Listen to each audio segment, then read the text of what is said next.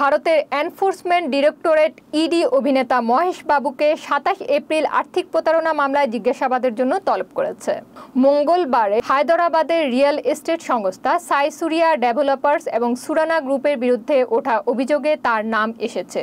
এসব সংস্থার কাছ থেকে সম্পত্তি কিনতে গিয়ে বহু মানুষ সর্বোচ্চ হারিয়েছে। মহেশ বাবু এই সংস্থাগুলোর বিজ্ঞাপন করেছেন, যার মাধ্যমে তিনি প্রায় ৬ কোটি টাকা পেয়েছেন, যার মধ্যে ৩.৫ কোটি টাকা ব্যাংকের মাধ্যমে এবং ২.৫ কোটি টাকা নগদ ছিল। তদন্তকারীরা সন্দেহ করছেন নগদ টাকার অংশ আর্থিক জালিয়াতির সঙ্গে সম্পর্কিত। ১৬ এপ্রিল ইডি হায়দরাবাদ ও সেকেন্দারাবাদে তল্লাশি চালিয়ে ১০০ কোটি টাকার লেনদেনের তথ্য এবং নথি উদ্ধার করেছে। মহেশ বাবুর বিরুদ্ধে অভিযোগ, তার প্রচারণার কারণে বহু মানুষ প্রতারণার শিকার হয়েছেন। যদিও তিনি সরাসরি দুর্নীতির সঙ্গে জড়িত নন, তবে নগদ টাকা গ্রহণের বিষয়টি তদন্তের আওতায় এসেছে। তদন্তকারীরা তাকে জিজ্ঞাসাবাদ করতে চান।